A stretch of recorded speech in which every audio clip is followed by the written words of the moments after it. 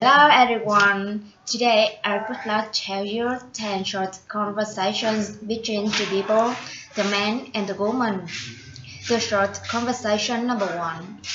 The man asked the woman when the next time the woman was going to run the marathon was. The woman answered in March, and she said that there was a 14-kilometer run the following week, but she was not ready for that one, and for sure she was coming out for the city marathon in September.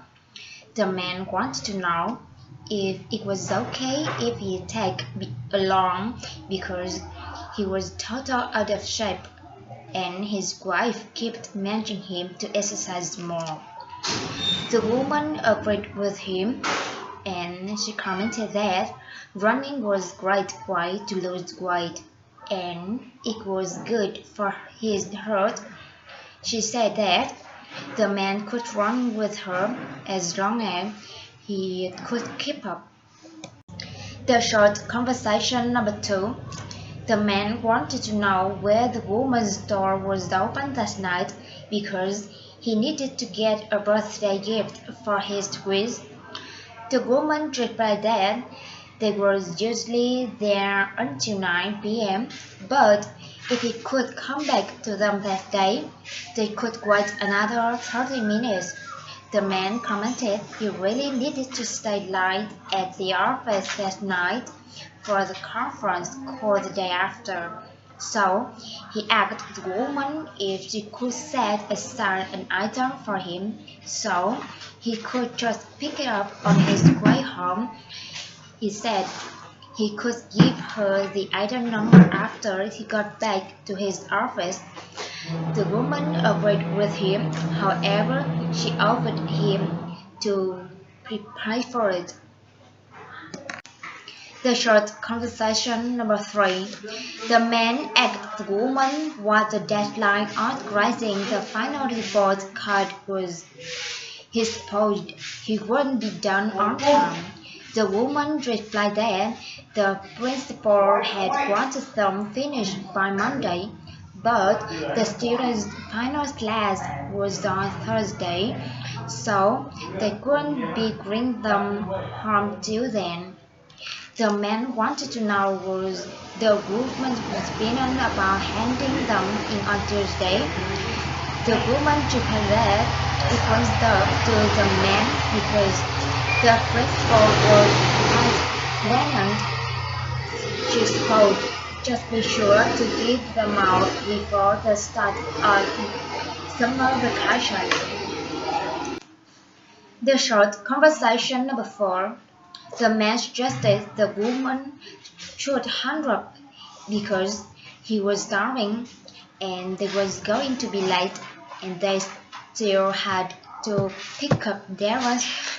The woman was sorry about that.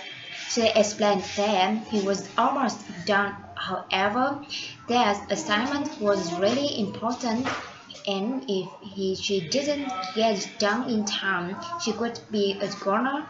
The man offered to help her. The woman disagreed with him. However, she said he could phone Darren and tell him she should be a bit late and also phone his parents and tell them to push back their reservations. The short conversation number 5. The man got the woman's attention and he wanted to know where he should be able to find his seat. The woman suggested checking his ticket. Then she replied that he was sitting in section 6, second row, seat 13. That was section 3, so he should go forward a little bit. The man thanked the woman for that, and he wanted to know where he could get some snacks. The woman replied that the concession stand was on the second floor, but he was hungry or he would miss the first period. The short conversation number 6.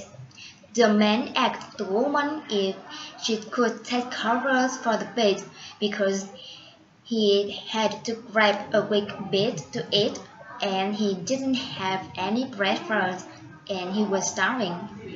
The woman agreed with him, and she wanted to know if he wanted her to sacrifice his glass for the wine, because just one thing please get back before one, and she had her own glass then. The man agreed with her, and he offered to get her anything when he was out. The woman replied that if he could get her a coffee, that should be great. She suggested she should have it back because she didn't want to be late for her class. The short conversation number 7. The woman suggested to see the man's license and registration. The man agreed with her because he thought he hadn't been speeding. The woman explained that was a school journey, but another reason he had pulled him over had been that his left talon had been out. She would let him off on the talent as long as he was to mechanic right away, but she didn't have to write the man a ticket for speeding. The man agreed with her, and he promised to go see a mechanic and have his talent fixed right away. The short conversation number 8. The man told the woman he felt so under the weather since the previous Wednesday. He had no energy, and he thought he was coming down with a cold. The woman replied that he poor thing. She said it had been so chilly for her past 4 days, and she wanted to know what his symptom was.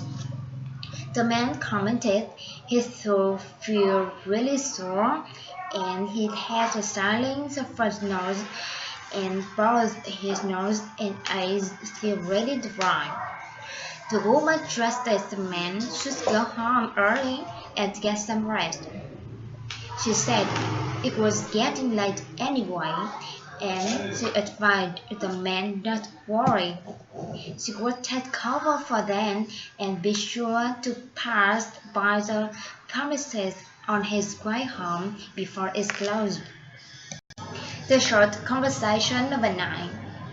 The man told the woman he would like to tickets to Toronto, and he needed to get there by February 17 and come back home on the 21st.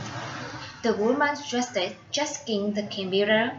After that, she said that they had one plane leaving at 10 in the morning and arriving at 5 o'clock. So they returned home at noon or 1 in the afternoon. Or they had a seat self-goings for about 20% the usually price, but that one would leave on the 18th of February. The man replied that he would take the seat self then, and he wanted to know if it was okay if he paid half in cash and the other half by debit.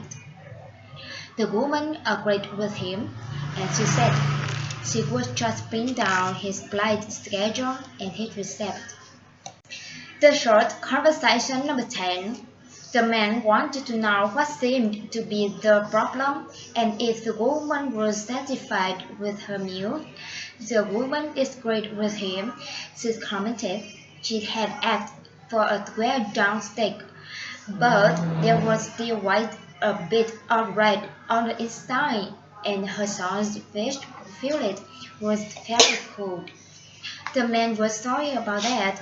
He said she would take the food back right away, and she could place another order if she wanted. He also offered to take 50% of her bill. The woman thanked the man for that, and wanted to know if they could do one more thing. They feel her joy was so. Thanks for listening and goodbye.